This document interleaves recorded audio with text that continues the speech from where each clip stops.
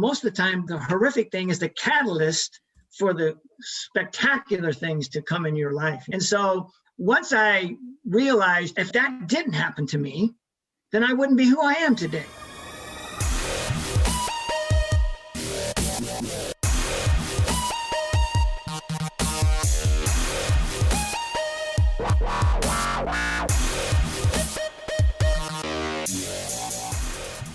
Hey, so good morning. Well, it's afternoon here for me. Where are you guys located? California. So it's like 2 hours behind 3.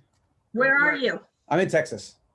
Oh yeah, 2 hours. 2 hours? Yeah, I have some good friends in California. Yeah. So we got 30 minutes. I would like to hear your story. Well, this tell is them a little bit about your story. Well, yeah, go ahead. Yeah. So anyway, when I was 20 years old in college, I was a top level gymnast. And one day in practice, I took off on the wrong foot in the vaulting event. And I landed on my head from 8.5 feet in the air, and it knocked me out, broke my neck, and I was an instant quadriplegic. And this was in 1972. And the doctors, after I was in the hospital for a while, the doctors came in and said, "You're not responding, so you're going to be like this for the rest of your life." And I said, no, doc, that's not my plan. Yeah. So anyway, I visualized, being a gymnast, I always visualize my routine things. So I visualized and healed myself. It took me 3 years, and I made it back to competition. I actually did the vault that I broke my neck on. And then I went into a coaching career afterwards and developed a sequential basic lead up program that was so successful. My gymnasts had so much success because I was never going to let something happen to one of my athletes like it happened to me, because the reason that I got hurt is because my coach skipped steps with me. So anyway, my program was so successful that they asked me to be on the USA coaching staff, and I traveled around the world with the USA team and things. So anyway, that's my story there in a nutshell. And I just finished my book. I was about to say, you need to write a book and share that story. That's amazing. It's coming out. It's called Broken to Brilliant: Overcome Obstacles to Create Opportunities and Achieve the Impossible. That's awesome. Well, you got to get me a copy for sure. And I'll do a mention when it's live in my newsletter. I'll put a link to it and everything. So anything I can do, that's awesome. Yeah. Perfect. Thank you. One of the things we were wondering, I'm the marketing queen, sorry. We were wondering if we might be able to get on your podcast about better humans, because that's what we're all about. His whole thing was mindset. If he would have bought into what the doctor said, he would not be walking today. And if we never decided at some point to only eat real food, and we try to drink a gallon of water every day. We use your pink Himalayan sea salt. I put it in the water for the minerals. That was also in Darren's book. Victoria, why don't you tell me a little bit your background, and then we'll go into it. Okay, so I teach sales magic to women. Sales magic. I worked for the phone company in a $50,000 a year job in its many names: Pac Bell, SBC, AT. And for all them, right? You were there for all of them. Yeah, and I was making $250,000 in a $50,000 a year job. And so wait, what do you mean? What was that from, like sales commissions or something? I was in sales. Wow. I was in sales. Yeah, so I had a base salary and I made a ton of commission. So because I was doing sales magic. So what is sales magic? Is that like a program that you go through, or is that something that you just created yourself? Or okay, so I'm super intuitive. I got a download in the middle of the night, and it was SALES. Come from service, ask questions, listen, evaluate, excavate, elevate, figure out how you can help this person, and then share. There's no selling in sales. And so we're all about set your intention, visualize. We put together our little vision boards. We call in higher powers, angels, guides, whatever, every day, and say, okay, and we work really hard to better ourselves and be aligned with our soul so that we can do our soul's mission and help change the world so that we all are, so that there's a lot of better humans, right? Yes. And as Gandhi said, it's like, be the change you wish to see in the world. And another guy who, I don't remember who said it, but everybody wants to change, like things have changed in the world, but nobody thinks of changing himself or herself. You have to change But that's the only way you can change first. Yes, and if you can't change yourself, you can't change other people. Like that's just asinine. Right. And it's not about changing how I dress. Well, it is about changing how you eat, but it's about changing the energy that you hold and changing the thoughts and the mindset that you're constantly exuding and creating with. You had Buddha on your website. I got Buddha's same quote hanging on my door here. You are what you think. You become And what you think and what you do. Yeah. Yes. In addition to what you eat, right? And then so I made all this money and I was making $250,000. I did really well, put it all away. And my financial advisor stole it all, $500,000. So the two of us are like overcome obstacles, turn it around. Both of us could be sitting, he could be paralyzed and I could be, right. If you accepted your circumstance, you would be victims, and you have every reason in the world to be a victim. But what people don't understand with the victim narrative is everybody is a victim, at least at some point in their life. Yes. Right. Yes. Like it's like, what do you do with it? Are you going to be a victim? Or are you going to take it in as fuel or are you going to dig in there and find the gift? Right. Yep. Yeah, because even if it looks like mine looked like it was wrapped in poop wrapping, right? Well, it usually it's usually a shit sandwich. There's like something in the middle that's tasty, and then there's I totally get that. You put a lot of icing on the cake, but you cut into it, it's still a bunch of shit. So that's that's amazing. You guys would be interested in Joe Dispenza's work. That's really good stuff. Did you do a seminar of his or something? I gave him Joe's book to read, and I said, read this book. Because which one? You Are the Placebo. Yeah. Yeah, so I haven't read that, but the one, Breaking the Habit of Being Yourself, was so good. Like, so good. We read them all. Them all. But he did all this in the 70s. Well, Joe didn't come out until later. Yeah. So after he read the book, it was like, oh my God, this is the science behind what I did, and I didn't even know I did it. Yep. Yeah. Yeah, that actually reminds me of, so I lost my father when I was 18, and I went to books and personal development as a way, like a coping mechanism. Yeah. And I found Stoicism and philosophy. And it's like everything that I was doing just internally to not let it ruin my life, basically, like all the adaptiveness I was trying to achieve through that process. I read Stoicism and I'm like, these guys are telling me things that like I've been doing by accident, just trying to figure it out. And then like, it's nice when someone says something where you feel like they get you or what you're going through. Like there's a certain kind of camaraderie to that like, and like a support system to that. So that for me, Stoicism is like a root of everything I do now. And just that idea of like, what can I control? What can I not? How do I respond to my environment? That's all that matters. I'm happy or sad because I choose to be. Nothing else can determine that.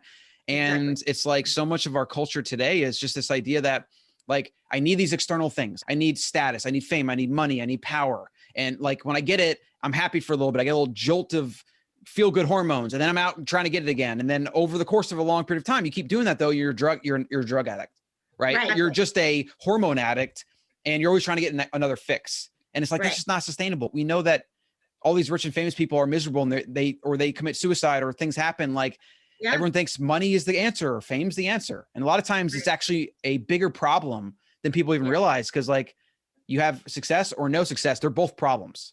Right. People don't understand that. So so powerful. So what is it like with your friend group? Like so you're already thinking differently than like most people, right?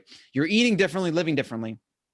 Do you have to like curate the people you hang out with, or do you like modulate what you say? Cause I've learned in my adult life that with certain people that aren't aware of certain concepts, I don't even go there because I know it'll just like be confusing for them. So I modulate who I am, like a chameleon, like a social chameleon. What's it like for you guys? I am not a chameleon. I said, I didn't think you would be. You just say what you want to say. I am the queen. That's awesome. He's a little different, but you don't modulate either. No, we're very picky and choosy who comes in our house and who gets to be our friend. 100%. Yeah. I mean, I do discern, what, like you do, like what I say to people. Because I know that they're not. Right. And I just, like I said, I just won't talk about it. And when I'm able to share my concepts and ideas with people, I know that they're going to be receptive. Yeah. So they give you some kind of cue. I mean, do people come to you and ask questions? Are they asking you about diet, nutrition, lifestyle, or like, hey, how are you ripped at 70? Like, does that come up at all, or? Yeah, it does. And we tell them, we share things with them, like what we're doing with the diet, and eating organic food and drinking a lot of water and just getting the rest. I mean, and meditating. We have our rituals in the morning where we send out love to ourselves first and then out to everybody else in the world. And then we do our prayers and meditation, and we make sure that we have balance and we take breaks and do things. And especially right now with the book coming out, it's like, oh my gosh, we were like working ourselves into the ground the other day. We said, wait a minute, we better walk our talk here, stop, slow down and take a break. And so, yeah, we share things with people. Like we had these little electric bracelets that were all natural things. And like the magnets and the pause. Yeah. Okay. It vibrates every 90 minutes, and then you just use that as a reminder. Oh, go sit down and breathe. Oh, it's like a habit trainer. That's really cool. Yes. So I'm look into that. Pause, P-A-U-S-E. Yeah, I'll send you the link. Yeah. For the and it's nice because it's all natural stuff, and then you can put what you want on the little stone that's on the inside. You know, that's cool. I just put breathe. Yep. Or the now, or whatever it is. Yeah, it's cool because they let you personalize it. Yeah, that's really cool. I've never heard of that, but I love that kind of stuff. So go ahead, Victoria. What were we going to say? I said, or magic. Yeah. Yeah. So one of the other downloads that I got, and we actually taught a live class. It's been a while now. It's called Your Extraordinary Life Experience. I got a download, life. I get these downloads. Life. Look inside for everything. Right. So Naval Ravikant talks about this a lot. He basically says that life is a single player game. You're born alone. You spend most of your time alone, at least in your thoughts, right? And then you die alone. Even if people around you, it's still you and your experience. And it's like, again, most people don't even have a relationship with themselves. Like they don't even see themselves as somebody they should have a relationship with. So they just like ignore it. And then that angst just builds and builds and builds for years. And then sometimes manifests in tragic life events, right? And so a lot of what I want to do is just help people wake up to everything and decide where you need help, right? What you need to focus on, right? Yeah, exactly.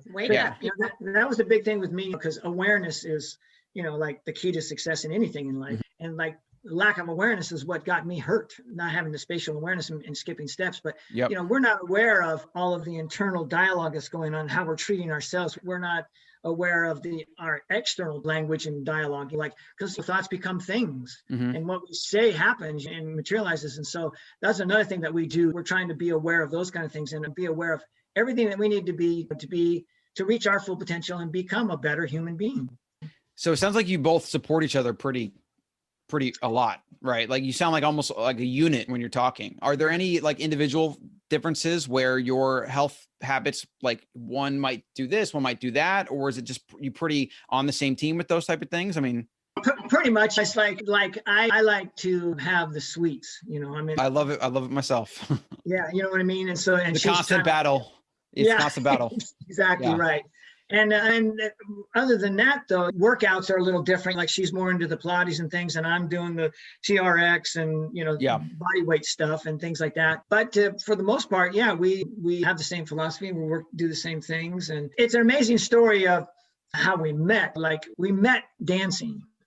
How long ago? 1999. Wow. Okay. So I was actually going to ask you, there's a book I read recently called 30 Lessons for Life. And what he did, the researcher, he went to nursing homes and he went to just a lot of older folks. And he was basically like, listen, you guys are experts at life because you've lived it longer than like most people. What are the big core lessons? Right. And he compiled that information into a book. And guess what? A lot of it was a similar top 5, top 10 recommendations. So what are the top few principles of a successful relationship, and then we'll do the top few principles of a successful life, in your opinion? So relationship first. Okay, relationship first. With number one for me is communication. So I've heard that, but give me something like specific. Like go deep into that, because everyone hears that, but I don't think people really know what that even means. Right. Well, don't be afraid to say what you're feeling, even if it's going to hurt the other person. Yes, that's huge. Yep. You know what I mean? Because it's like, you don't want to shy away from what you're feeling, because then you hold it in and it builds up barriers and things. So like, we'll tell each other, like, this is how I'm feeling. When you do this, I feel like this, and it hurts me, and I don't want to, how can we resolve this?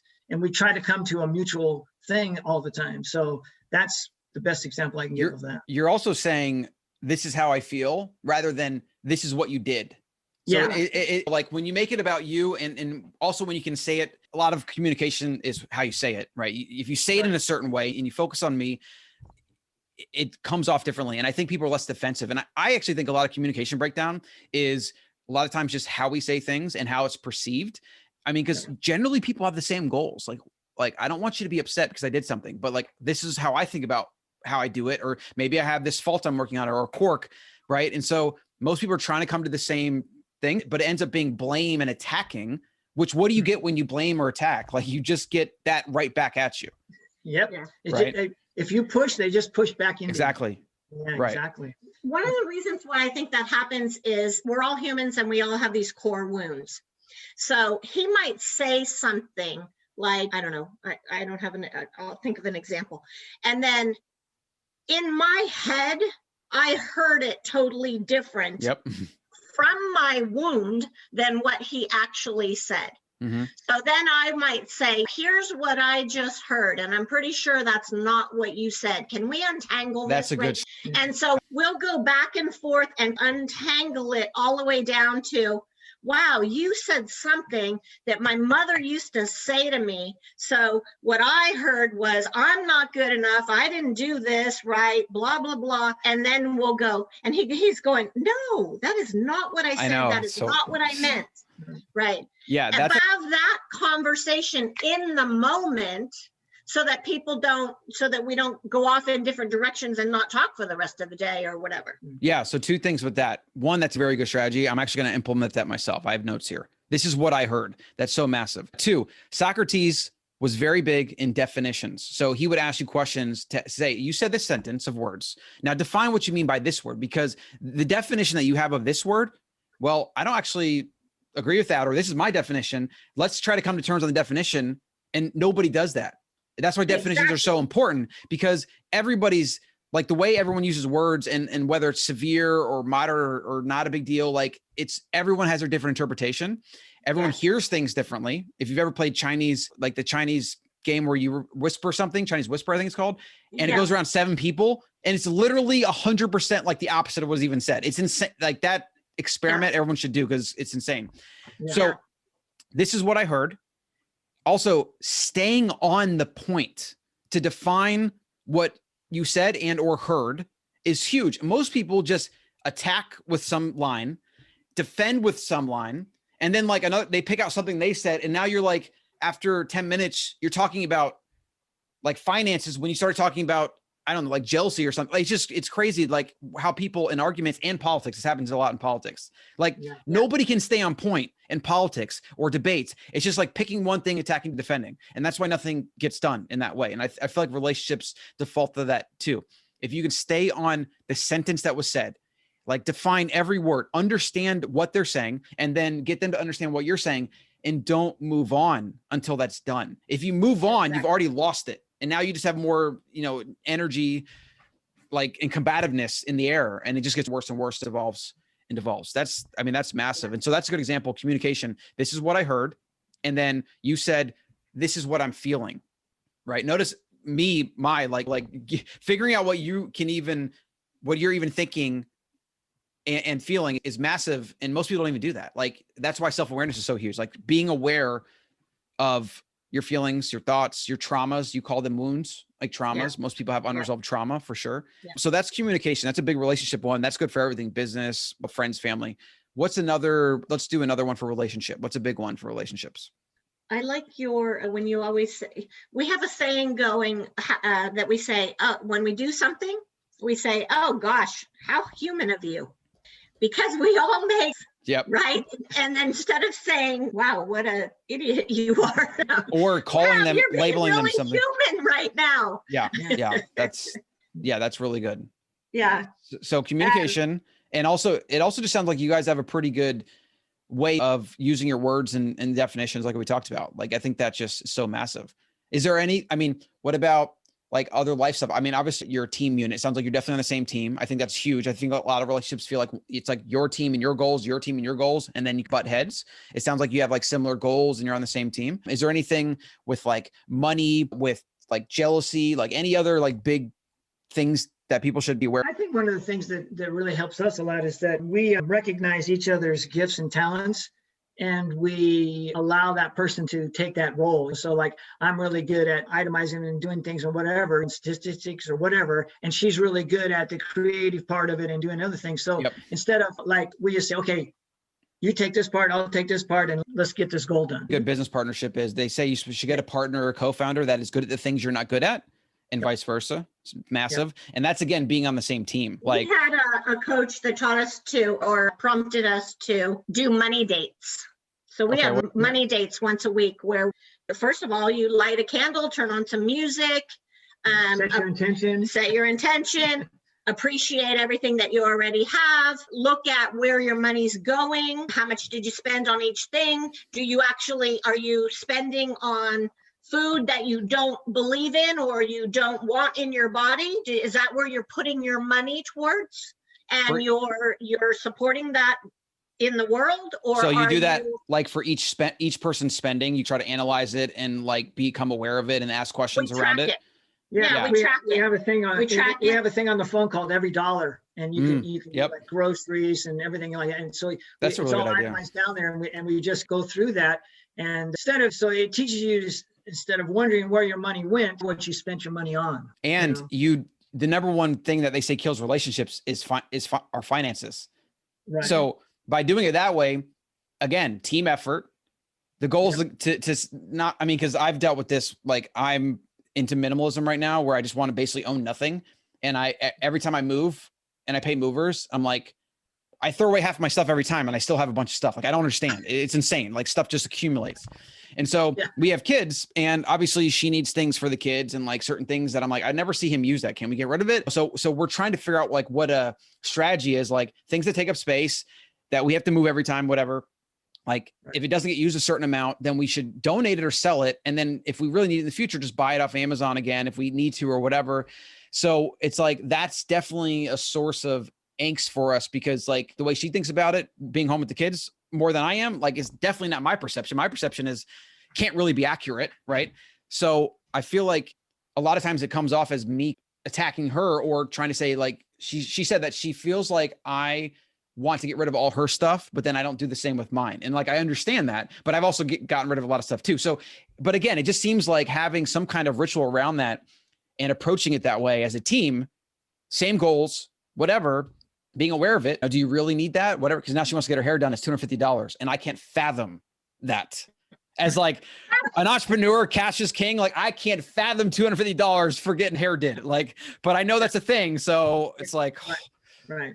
So what that brings up is, and it's part of communication, but there's a huge respect that we are both human beings. We both have needs. We have different perspectives, and you're respecting that person as a person and human being. You're not thinking of, like, we stopped saying my husband. It's not my husband, it's the husband, right? Yeah, you don't own him, and he doesn't own you.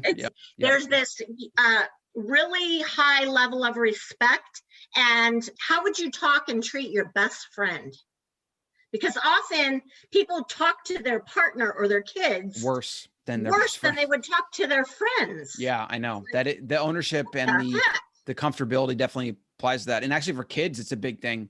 Allison's very much into like the conscious parenting stuff, and she doesn't like to even say my children, rather like he's his own human. Daro, he has feelings, he has emotions. He's like, we don't own him. We're just basically trying to support him to grow up to be his own person. So yes, that's really important. Right. Yeah. And then that way you don't scrunch their intuitive abilities or their insights, their hunches, their own internal wisdom.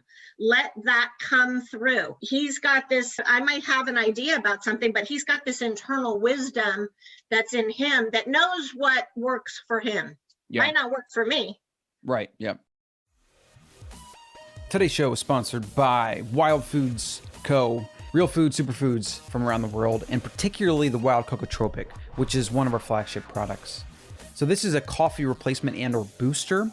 You can use it in the morning if you're trying to reduce your caffeine intake or cycle coffee from time to time, as I do. You can also use it the way I do, which when I'm having coffee and I want to put some butter in it, I want to do kind of a keto coffee, I'm going to throw in about a tablespoon of Cocotropic as well.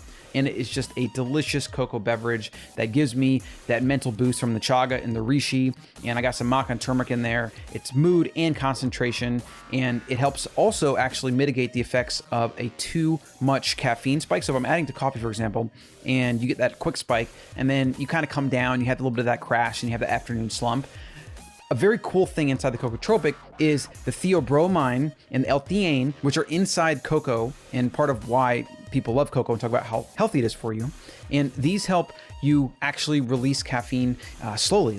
They help mitigate the effects of the caffeine crash so that instead of coming down hard, you're going to have the caffeine intake at more of a steady pace, and it's going to help mitigate the up and down as much. It's just an awesome thing. So if you're looking to replace your coffee with something that's delicious and still has a little bit of caffeine, because cocoa has a little bit of caffeine, it's about, I would say, 1/4 to 1/6 the amount of coffee generally. You also have those unique properties of the cocoa that help it so you're not crashing too hard. This is the perfect way to start your day. It's also the perfect way to upgrade your coffee and help mitigate the crash just a little bit. And it's just delicious. It's awesome. It's raw, organic, non-alkalized cocoa powder with wild chaga and reishi, medicinal mushrooms that are also great for focus and all of the health benefits that they're revered for as well. And then it's got some maca and turmeric in there to round it out. Got an amazing flavor profile. We have some customers that drink this straight up with hot water.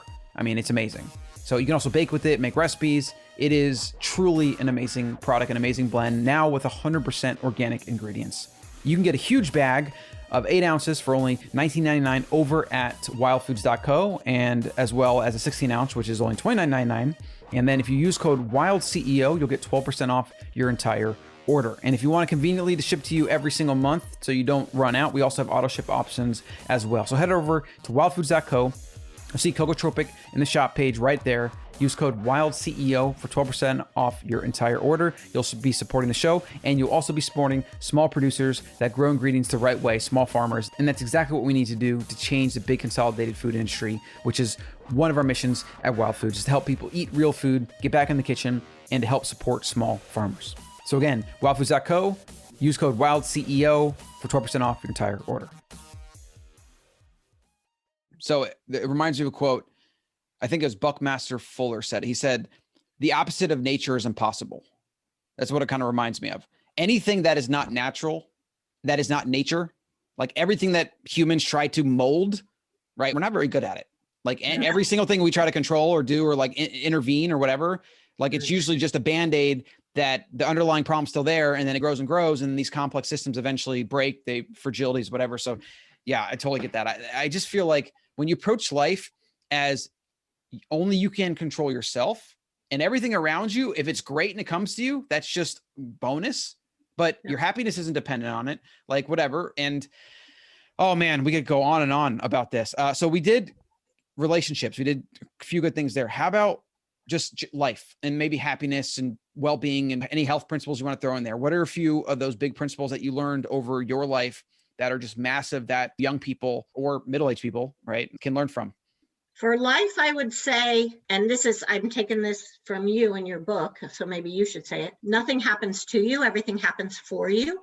And come from a beginner's mind, and I don't care how much, you always be open to personal growth and learning new ways and new perspectives, and everything is constantly changing, and change is the creative intelligence of the universe moving in a forward direction. So if you look at change, a lot of people fear change or they want to stop change. It's all you're evolving. Everything's evolving. Or you're dying. Or you're dying. Right. So change is the only constant. The sun is burning out, which basically means the earth is dying. We're dying. Like it's a constant. And yet humans from our ancestral past, like uncertainty creates fear because like a lot of different things, and our mindset is stuck in the past. And yet we have this control of our environment today that gives us this kind of an illusion of safety in a lot of ways. And what we do is then we resist change, and that creates fragilities. And usually like it's a health fragility, it's a mindset fragility. And then over years and years, that leads to catastrophic things. Like you don't want to wake up one day and the doctor tell you, well, you have terminal cancer.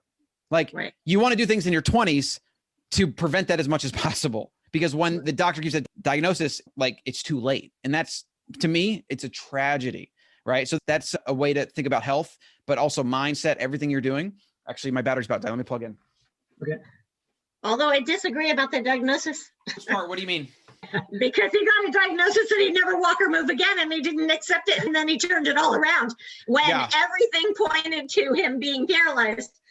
No, well, so, I mean, I don't trust the medical system at all, but that's a crude analogy. And there are some things I think that if we don't have cures for, that like, you don't want to get there, right? Like you want to do everything you can to prevent that. So I'm petrified of doctors. I'm petrified of hospitals. That's one of my motivations to being a healthy human, to not have to deal with that. So expand on from his book, that principle. Why don't you expand on that for us a little bit? You said everything happens to you, or everything doesn't happen to you, happens for you. Can you expand on that?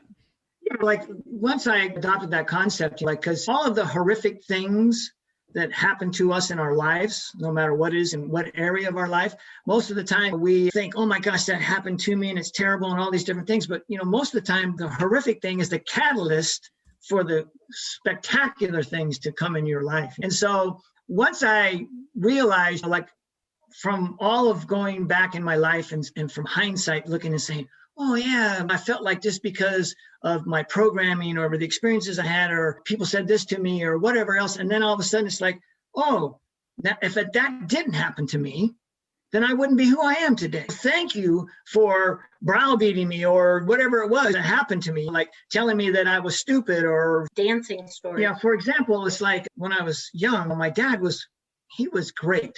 I mean, he taught me how to do all kinds of different things, practical things around the house. I mean, he taught me how to, he involved me in all the different things that we had to do in life all the time. Like, he involved you, like when you were younger, he you mean? Me in projects. Yeah. Kids like love that. Things. Kids love that. Yeah. I'm telling you, I read something recently. I'll just interject real quick about, it was something about parenting and kids. And like, obviously there's a lot of flawed models today where you work a lot and then you give your family money, but you're not around, and you think that the money is going to compensate for that, but it doesn't. Kids are going to care more about you, like being involved and spending time together, than anything else. Right. And one example of this author actually was that same book. I think it was 30 Lessons for Life. He was talking about how he wants to spend time with his teenage daughter, but his teenage daughter just wants to go to the mall and shop. So he figured out that I got to go with her and do what she wants to do, rather than me saying what I want to do and dragging her to it. And I now know more about women's fashion than I should as a middle-aged adult, right?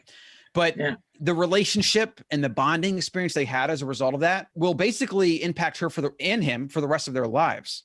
So for me, I got to keep in mind, I need to do what the kids want to do, especially when they get to that age. When they're younger, when I'm realizing with my son, like I was putting a table together yesterday and he's 2.5, he wants to put screws in everything. He wants to grab the hammer and do it. Like he wants to be so freaking involved in that process.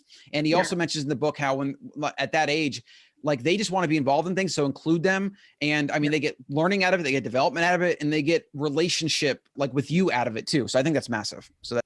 Yeah, because like the first memory I have of being involved, it was when I was before kindergarten. I was probably 4 years old, and we just bought a new house in Sacramento, and they had to prepare the ground, rototill the ground and everything for the lawns and the gardens that they wanted, both front and backyard. And I remember him like, he put me in front of him, put his hands on top of my hands, and he let me till the ground with him. Wow. And then he taught me how to use a hammer and a saw and a drill and everything to build things. And I mean, he involved me in everything. The one drawback, and I blamed, this is a good example, because I blamed him for my whole life for making me feel like I wasn't smart enough and wasn't good enough, because it wasn't anything that he said to me. It's what he did. Like we would be working on a project, and he didn't have the patience, because he was on a time crunch, which I didn't realize, to finish this stuff. And so when we'd be in the middle of it, and he would send me off on an errand to go get a tool or something, and then he'd finish the project while I was gone. And so that screamed loud and clear to my inner critic that, oh my God, I'm not smart enough, I'm not good enough, because he did that for me. So I was blamed him for causing that feeling inside of me. And yet one day, in my mid 60s, right here in my kitchen, I realized, I woke up and had an aha moment, said, oh my God, if my dad wouldn't have taught me the way he taught me, I would have never become a USA national team coach for USA Gymnastics, because I would have taught the same way. But, doing that, I didn't want to make my students ever feel like I did, inadequate like that. So I came up with a nice, compassionate way of asking questions and getting involved in doing things and letting the learning happen on a natural process. That's amazing. And I actually have a similar story. So my dad was always late. Sometimes like an hour or two.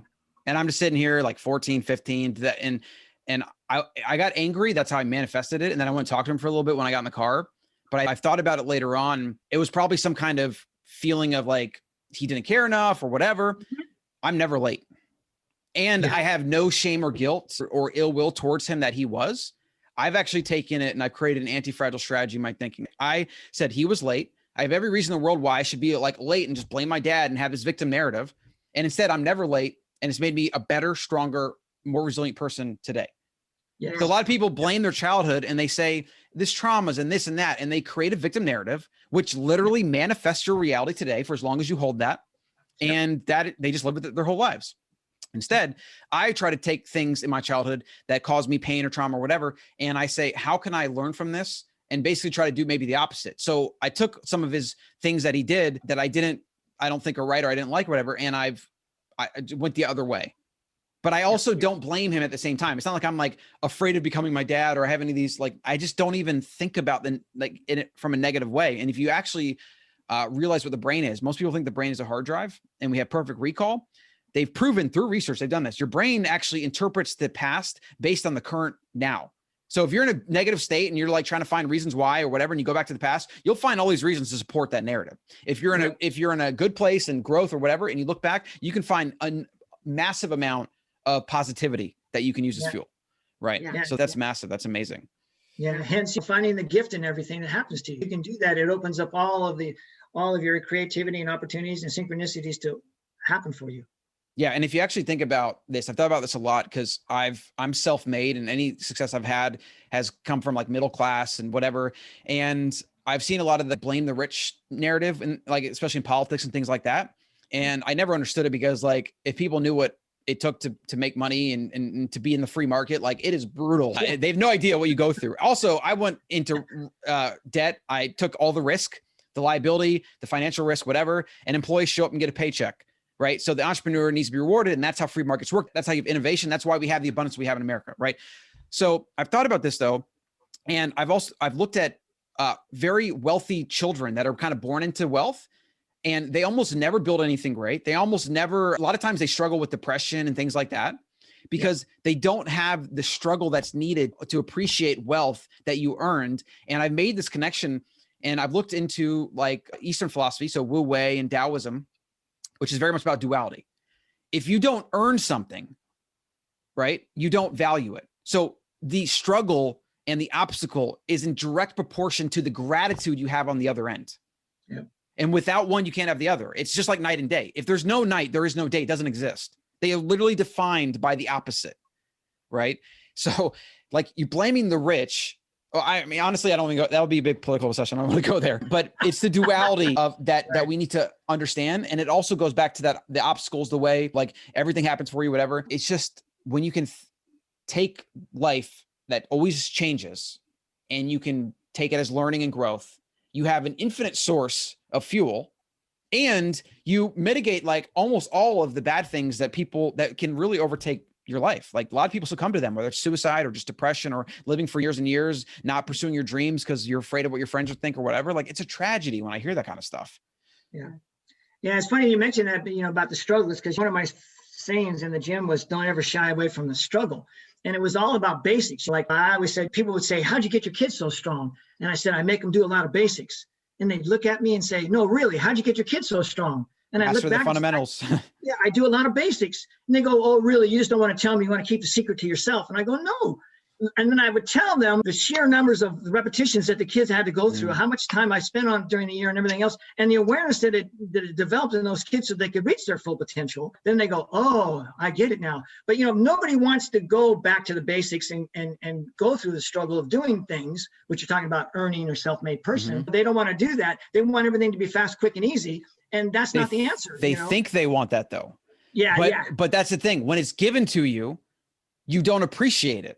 That's why with lottery winners, most of them end up broke. They don't know how to manage money. It doesn't, whatever. There's an actual study where they surveyed lottery winners where lottery winners after like 6 months or whatever it is, default to being about as happy as somebody that's been in a car accident and can't walk. I'm kidding. I'm telling you, that was in the study. Like they said that. Right. It's pertinent to this discussion, but it's like, it's insanity. Like if you don't earn something, you don't value it. Right. And so much of life, they say, is like the journey. Right. So it's like the struggle, when you look back on the end of your life, most of what you're going to go to are the struggles and then your growth from them. And then the gratitude that came as a result of them. So therefore, if you don't have struggles and your life is perfectly easy, then you actually don't have a life to really be grateful for because the struggle is connected exactly to the gratitude of that life. Right? Like if you're in comfort your whole life and everything's given to you and you've never experienced pain or struggle or fear, how do you appreciate that comfortability. Like if we had this utopian society where people be born into and they never have to struggle for anything, I think people will go mad and they won't be happy. Right? So it's like when you remove these natural laws and the duality of nature and the mind and all these different things, like you get fragilities, which eventually break in some way. Right.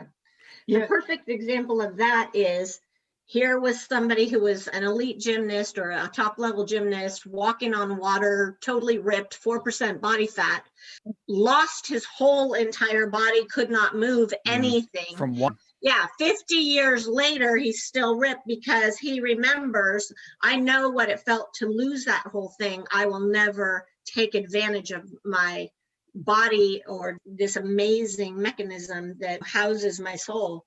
And that's an anti-fragile strategy. Like you didn't accept the victim narrative, which would have made you more fragile. So if you're like, okay, doctor, I believe what you're saying, you would have gotten sicker, more unhealthy every single year. And maybe that could have led to something like cancer or heart disease or any of the other modern diseases. But because you responded to that, you took it as fuel, you became stronger. Who knows what you've warded off in your later years, right? You guys are getting into the age group too, where people around you are potentially being, diagnosed with and struggling with life-threatening chronic disease. Like that's a big deal. I mean, this is like the majority of America at this point is obese. Like it's insane.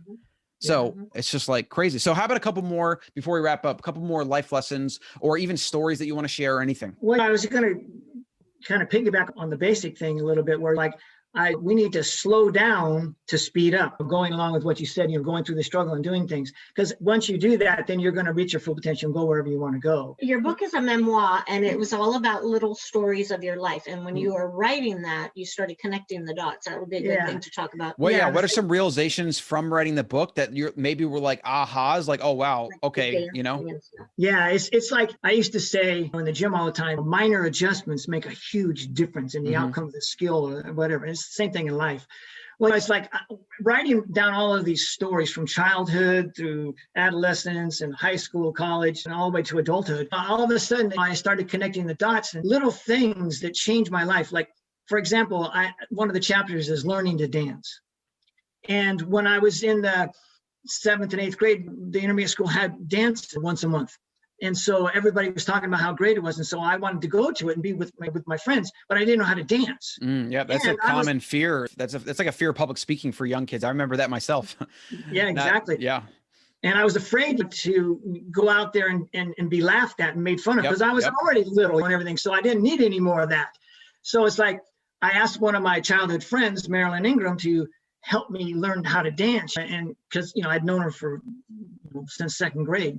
So she said, sure. And so I went up to her house the week before the dance, and she, long story short, she taught me how to dance by just making me, come here, follow me, do this, do that, do that. And I said, so then I confided in her and I told her, I said, okay, now I know how to dance, but I'm still afraid to go out there and do it because people are going to laugh at me. And she goes, oh, that's ridiculous. Nobody's going to care what you're doing out there. They're all going to be too concerned about themselves and out there looking good or whatever. And in my mind, I'm going, yeah, right, Marilyn. I didn't want to say anything to her, but I didn't buy into it. And so then I went to the dance the next week, and of course I just went back like a wallflower. I was going, okay, then this is a big mistake. I shouldn't have come. What the heck was I thinking? And all of a sudden Marilyn comes running over and says, let's dance. And I look at her and I go, no, I'm not doing that. And of course I knew what was going to happen next because Marilyn was a no nonsense kind of kid with a lot of confidence. She grabbed my hand and dragged me out onto the floor. And I meant all the blood rushed out of my extremities and everything. I'm freaking out. I'm pale. I'm sitting out there and she looks at me and gives me this look that says, you better start dancing, buddy, or I'm going to kill you.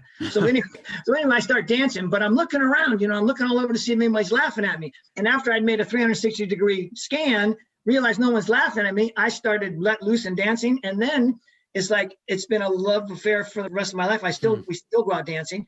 And I met my wife, the love of my life, at a dance place. So some little thing that happened when you were a kid connected the dots. And that's all of a sudden it turned into this life that I never imagined. And you were so afraid. Yeah, I was so afraid. It's directly proportionate. The more afraid of something you are, again, the duality, the more rewarding it will be for your life in ways you probably can't even fathom. Exactly. Right. And that's why your life defaults to the highest level of fear and thinking and the kind of mindset that you can get to. And it doesn't go an inch higher. And even in business, it's the same thing. A business, your life, anything you're doing in your life will default to the highest level of thinking and fear you're willing to, or go through, if you will. And then you go up a little bit and it's the same thing. What's the next thing you're afraid of? Because that's probably where you need to go. And that's why the obstacle is the way, like Ryan Holiday's book and Stoicism. These are all a lot of the same ideas. I just feel like these ideas like should be taught in school, because the school system is like at this point completely outdated. And I learned all these things in my adult life, mostly through trial and error, a lot of reading too, but then you still have to get in real life and do it. And I just feel like people are just so unaware of them, and they're just plugged into their devices, becoming more unaware because they're more distracted. It's tragic, but that's why Better Humans is about helping more people thrive, right? Because like you guys sound like you're happy, you're thriving, healthy, whatever. And we've shown that's only because of your struggles. That's only because of the obstacles. And that's only because you've overcome fears in your life along the way, like probably lots and lots of them. Right. So that's amazing. Is there anything you'd like to share before we part ways?